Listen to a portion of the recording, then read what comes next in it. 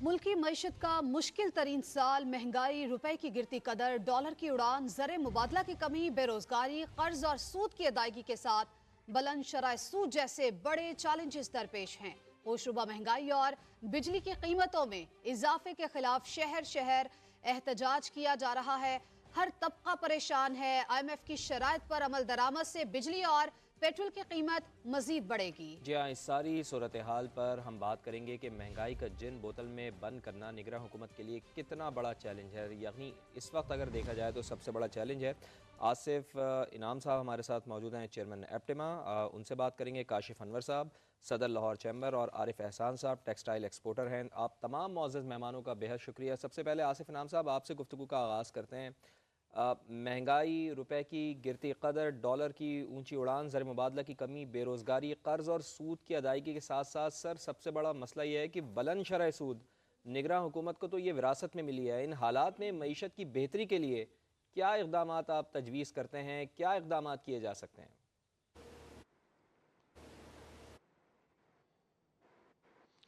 बिस्मिल्लाहिर्रहमानिर्रहीम। इसके अंदर जनाब जो IMF का प्रोग्राम है वो तो मुल्क के लिए अशद ज़रूरी था, क्योंकि हम तकरीबन डिफ़ॉल्ट के नहज पे पहुंच रहे थे। तो ये तो मुआहदा करना बहुत ज़रूरी ही हो गया था, क्योंकि और कोई अल्टरनेट नहीं था। नॉर्मली जो कंट्री प्रोग्रेस करते हैं उनका तरीक़ेकार यही है कि एक्सपोर्ट्स बढ़ाते हैं, आप इंपोर्ट कर्टेल करते हैं। इंपोर्ट पहले ही खासी कर्टेल है, तो अब एक्सपोर्ट और रेमिटेंस दो चीज़ें हैं जिसके ऊपर आप फोकस करके अपने आप को जो है वो आगे इन तमाम चीज़ों से सेव कर सकते हैं। जहाँ तक एनर्जी का है, एनर्जी में एक लॉन्ग टर्म इशू है बहुत बड़ा, जो IPP के फिक्स चार्जेस हैं। आप बचपन में इश्तिहार देखते थे, टीवी पे भी आते थे। उस ज़माने में सिर्फ एक ही PTV होता था कि जी बिजली बचाएं, बल्ब बंद करते हुए दिखाते थे कि जी उससे आपको सेविंग मिलेगी।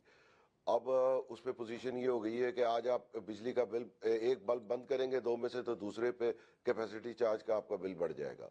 तो ये एक जो नया फिनोमेनन आया है कि जिसपे आप बिजली बचाते भी हैं और उसके बाद बिजली का बिल मजीद बढ़ जाएगा, इसको एड्रेस करना बहुत ज़रूरी है। एंड आई थिंक सो कि इसका उनको बैठा के या कुछ करके ये इनोवेटिव कोई सोल्यूशन निकालना पड़ेगा कि ये फिक्स चार्जेस वाला मामला जो है ये ख़त्म हो, क्योंकि हमारे पास उतना डिस्ट्रीब्यूशन सिस्टम नहीं है और ये सारे प्रोजेक्ट्स लग गए हैं। ठीक है, आप हमारे साथ मौजूद रहिएगा आसिफ साहब। काशिफ अनवर ये तो साहब भी लॉन्ग टर्म हमारे साथ सोल्यूशन मौजूद है, हैं। बल्कि इसको शॉर्ट टर्म में भी इम्प्लीमेंट जी किया सर, जा सकता है। ठीक है सर, आपने जितनी भी पॉसिबिलिटीज़ थी उन तमाम पर आपने रोशनी डाली। आप हमारे साथ मौजूद ही रहिएगा। काशिफ साहब भी हमारे साथ मौजूद है। काशिफ साहब, होशरुबा महंगाई और बिजली की कीमतों में इजाफे के खिलाफ हम लोगों ने देखा कई दिनों से शहर शहर एहतजाज किया जा रहा है। महंगाई से हर तबका ही परेशान है। आप मुल्की हालात की तरफ आप मुल्की हालात जो है वो किस तरफ जाते हुए देख रहे हैं और किसको इसका जिम्मेदार ठहराते हैं? देखिए, बात यह है कि जितनी महंगाई हो गई है, आवाम का ज़िंदा रहना बहुत मुश्किल हो गया है। और मैं चूँकि being the leader of the chamber, मुझे बार बार टेलीफोन ये आ रहे हैं कि हमें बताएं हमने हड़ताल का क्या करना है। और मैं सबको ये कह रहा हूँ कि द सबसे बेहतर बात है वो टेबल टॉक होती है। आप ज़रूर एहतजाज करें, लेकिन एहतजाज हड़ताल करके एहतजाज करना ये कोई मुनासिब इक़दाम नहीं है, क्योंकि पहले ही हालात बहुत ख़राब हैं। अगर हम हड़ताल कर जाएंगे, जो लोग रोज़ के जो डेली वेजेस हैं उनका क्या होगा, यह बहुत ज़रूरी एक बात है। लेकिन हुकूमत को सबसे पहले फ़ैसला करना होगा, और मैं यहाँ पर यह बात कर रहा हूँ कि हम आवाम के साथ हैं। हुकूमत को इक़दामात करने होंगे। अगर हुकूमत को इक़दामात, देखें, हम पिछली हुकूमत को नहीं जानते, हम अगली हुकूमत को नहीं जानते, हम मौजूदा हुकूमत को जानते हैं। हमने मुतालबात अपनी मौजूदा हुकूमत के साथ करने हैं। अगर मौजूदा हुकूमत कोई भी इक़दाम नहीं करेगी, तो फिर बात यह है कि जो हम बीच में बॉडीज़ हैं वो हम मजबूर हो जाएंगी कि जो अवाम का सैलाब आ रहा है और जो हड़तालें होने को जा रही हैं और जो जितने भी इक़दामात अवाम करने को जा रही हैं, हम उसको नहीं रोक सकेंगे। तो मेरी रिक्वेस्ट है कि जो इक़दामात हुकूमत कर सकती है एडवांस, वो उसे करने चाहिए। उसे चोरी फौरन रोकनी चाहिए। उसे जो फ्री यूनिट्स दिए जाते हैं उसे रोकना चाहिए। सब्सिडीज जो दी जाती हैं उसे रोकना चाहिए। देखें, IMF भी ये कह रहा है कि सब्सिडीज को रोकें, तो हुकूमत क्यों नहीं ऐसी सब्सिडीज, जो सब्सिडी देनी है, अगर 200, 300, 400 यूनिट वाले, अगर हमने उस तबके को अगर हमने ऑब्लाइज करना है, تو بے نظیر انکم سپورٹ میں سے کیوں نہیں دیتے اس کو؟ آئی ایم ایف وہاں سے منع نہیں کرتا.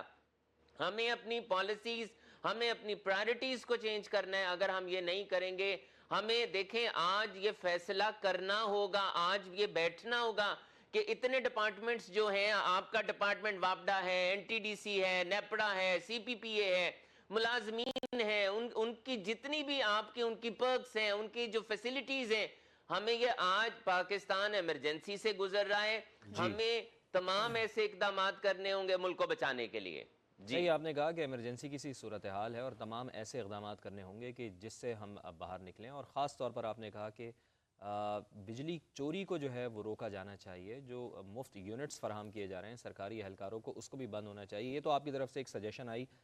کاشف انور صاحب، عارف احسان صاحب، آپ سے بھی میں یہی پوچھنا چاہوں گا کہ روپے کی گرتی ہوئی قدر کے باعث مزید مہنگائی کا بھی خدشہ ہے. آئی ایم ایف کی شرائط پر عمل درآمد کا بھی بوجھ عوام کو ہی برداشت کرنا پڑ رہا ہے. پیٹرول اور بجلی کی قیمتیں آئے روز بڑھتی جا رہی ہیں. مہنگائی کا جن کس طرح بوتل میں بند ہوگا، ایک تو یہ آپ مجھے بتائیں. دوسرا، آصف انعام صاحب نے بڑی ایک اچھی سجیشن دی. انہوں نے کہا کہ ان حالات میں ریمیٹنس ہم بڑھا سکتے ہیں اور ایکسپورٹس کو بڑھا کر ہم کچھ بحران پر قابو پا سکتے ہیں. تو موجودہ حالات میں جب آپ مہنگی پروڈکشن کریں گے تو کس طرح سے پھر ہم ایکسپورٹس کو بڑھا پائیں گے؟ کس طرح سے ہم عالمی مارکیٹ کے اندر دوسری جو کمپیریزن ہوتا ہے دوسرے ممالک کے ساتھ وہ کر پائیں گے، ان کا مقابلہ کر پائیں گے؟ جی بسم اللہ الرحمن الرحیم. Thank you very much. دیکھیے اس میں تو کوئی دوسری بات نہیں ہے کہ پاکستان اس وقت ہی سروائیول کی طرف بڑھے گا جب پاکستان میں ایکسپورٹس بڑھیں گی. لیکن اس وقت جو آپ نے مہنگائی کی بات کی، اس میں اگر ون لائنر کہوں تو یہ ڈی ویلیویشن کا آئے دن یہ جو جن ہے وہ بوتل سے باہر آ چکا ہے، اور آئے دن ہماری ڈی ویلیویشن ہو رہی ہے، روزانہ کی بیس پہ ہو رہی ہے.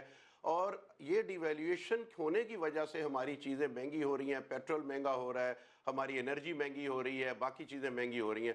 تو اس میں یہ بات تو بڑی کلیئر ہے کہ ہمارے پاس فارن ریمیٹنسز آئیں گی، ایکسپورٹس بڑھے گی تو تبھی ہم سروائیو کریں گے. لیکن اب اس میں جو ایکسپورٹس کے مسائل ہیں وہ اتنے زیادہ گمبھیر ہیں. انرجی ٹیرف ابھی بات ہو گئی کہ اتنا ہائی ہے کہ ایک سال پہلے ہم 24 روپے 23 روپے یونٹ دے رہے تھے ٹیکسز ڈال کے. ابھی پوری انڈسٹری کے لیے یہ 50 روپے کے لگ بھگ ہے اور بات 90 روپیز کی ہو رہی ہے. تو میں سمجھتا ہوں کہ اس میں انڈسٹری جو ہے وہ وائبل ہی نہیں رہے گی. پاکستان ایک طرح سے ڈی انڈسٹریلائزیشن کی طرف چل پڑا ہے. آپ یہ دیکھیے کہ مہنگے مارک اپ 21-22%، 25% تک جو مارک اپ ہے، اس کی بیس پہ نئی انڈسٹری لگ ہی نہیں رہی. اور کوئی پاکستان میں آپ پچھلا ڈیٹا اٹھا کے دیکھیں، پاکستان میں مشینری کی نئی امپورٹ بالکل رک گئی ہے. اور مہنگا ڈالر ہونے کی وجہ سے آپ کی جو چیزیں ہیں وہ را مٹیریل جو پاکستان میں آتا ہے، ہمارے کیمیکلز آتے ہیں، ڈائز آتے ہیں، وہ بھی اتنے زیادہ مہنگے ہو گئے ہیں جس کی وجہ سے ہماری ایکسپورٹس کا ایئر آن ایئر کی بیس پہ بھی ڈکلائن آیا ہے اور منتھ آن منتھ کی بیس پہ بھی ڈکلائن آیا ہے. تو اس کے لیے اگر ہم چاہتے ہیں کہ پاکستان کی ایکسپورٹس بڑھیں تو پھر ہمیں ایک ایسی مربوط پالیسی بنانی ہوگی کہ کوئی بھی حکومت آئے، کوئی بھی حکومت جائے، اس پالیسی پہ کوئی فرق نہ ہو. اور وہ پالیسی تقریباً سال کی ہونی چاہیے جس میں ایک سسٹینیبلٹی ہونی چاہیے. اور اس وقت جو ایکسپورٹس کو درپیش مسائل ہیں ان کا بھی اس میں احاطہ ہونا چاہیے اور سارے سٹیک ہولڈر کی مشاورت کے ساتھ وہ پالیسی ہونی چاہیے. اور ابھی میں یہ بھی کہوں گا کہ ہمارے جو منسٹر صاحب ہیں وہ منسٹری آف کامرس میں آئے ہیں. انہوں نے پچھلے دنوں ایک سٹیٹمنٹ دی ہے کہ میرے پاس $80 بلین ایکسپورٹ کرنے کا پلان ہے. تو ہم ان سے بھی آپ کی وساست سے کہتے ہیں کہ اگر آپ کے پاس کوئی پلان ہے تو آپ اسے کائنڈلی پبلک کیجئے. آپ نے یہ بات 10 دن پہلے کی تھی، ہم انتظار میں ہیں کہ اب بات بتائیے کہ آپ کے پاس روڈ میپ کیا ہے تاکہ ہم ٹریڈ ایسوسیشنز اس طرف چلیں اور اپنے آپ کو اس طرف لے کے جائیں تاکہ پاکستان کی ایکسپورٹس بڑھ سکیں. ٹھیک ہے، بالکل ایسے ہی پاکستان کی ایکسپورٹس کو بڑھانے کی ضرورت ہے. عارف احسان صاحب، آپ نے ایک دو بڑی اچھی باتیں کی ہیں، بڑے اچھے پوائنٹ آپ نے ریز کیے ہیں کہ کوئی بھی حکومت ہو اس میں اس طرح کے اقدامات کرنے چاہیے، ایسی پالیسی بننی چاہیے کہ ہماری جو ایکسپورٹس ہیں جو دن بدن کم ہوتی جا رہی ہیں اس کو بڑھانے کے لیے کوئی نہ کوئی پالیسی اس کو انٹروڈیوس کرانا چاہیے. آصف صاحب، آپ کی طرف میں ٹاس کروں گی سیم یہی پوائنٹ. آپ کے خیال میں چونکہ اب نگراں حکومت ہے، اس کے لیے تو معاشی میدان میں سب سے بڑا چیلنج ہی ہم نے دیکھا ہے کہ یہ ہماری معیشت ہے. تو کیا سمجھتے ہیں موجودہ حالات جو ابھی بن چکے ہیں اس میں ان کے لیے بہت زیادہ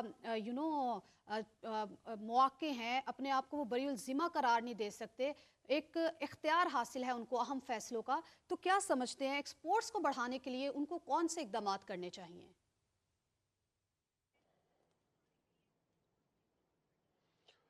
जी हमारी आज मीटिंग है, हम इस्लामाबाद आए हुए हैं इसीलिए ऑनरेबल मिनिस्टर साहब से मुलाकात करने।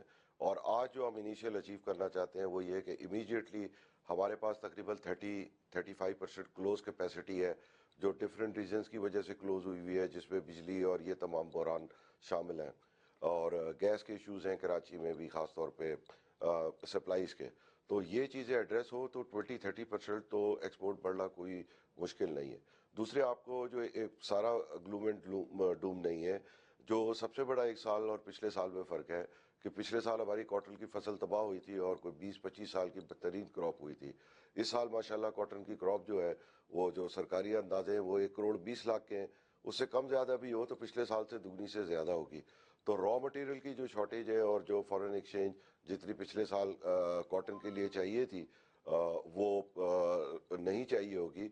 तो ये भी पॉजिटिव इम्पैक्ट आएंगे। और लॉन्ग टर्म पॉलिसी तो हम तो हमेशा खुद कहते रहे हैं कि ये लॉन्ग टर्म पॉलिसीज जो है वो दी जाए एक्सपोर्ट के लिए। आप देखें कि जब आईपीपी लगता है तो उसको आप 30 साल की पॉलिसी देते हैं, 30 साल की पॉलिसी देते हैं, उसको लंदन ज्यूरिडिक्शन कर देते हैं, पाकिस्तान की कोर्ट की ज्यूरिडिक्शन से भी इस्तिस्ना दे देते हैं, उसको सॉवरेन गारंटी भी दे देते हैं। तो एक्सपोर्ट जो 25-30 बिलियन डॉलर पिछले साल तकरीबन 32 पहुंची थी, तो उनको भी कम अज कम एक रैशनलाइज पॉलिसी दे दे। तो we are working on it and we have full confidence with the current team के। और आप देखिएगा कि जैसे ही एक दफ़ा ये प्लान आ जाएगा ना सामने, जो मेरे ख्याल में दिलों की बात है, तो उसके बाद थोड़ा काम डाउन भी होना शुरू होगा जब लोगों को नजर आएगा कि जी हम 25 अरब की तरफ है। अब पुराने जो सहल जमाने हैं वो नहीं है। हम भी समझते हैं पाकिस्तान हमारा मुल्क है, हमें उसमें पार्टिसिपेट करना है। अगर हमने पहले आसानी से काम किया है तो हम मुश्किल से भी काम करके साथ खड़े होने को तैयार है। और आप इंशाल्लाह हमें पीछे नहीं पाएंगे। We'll try our level best as an exporters, as industry, के जो भी लिमिटेड कुशंस मिल जाएं उसमें हम भरपूर काम करें। और we should change the perception जो एट द बिल्कुल मोमेंट ग्लूम एंड डूम की सिर्फ होगी। बुरे वक्तों का ही नहीं बल्कि अच्छे वक्तों में भी सबको एक साथ मिलकर इकदामात करने चाहिए और अपना अपना हिस्सा डालना चाहिए ताकि मुल्क को मुश्किल हालात से बाहर निकाला जाए। तमाम मेहमानों का बहुत शुक्रिया।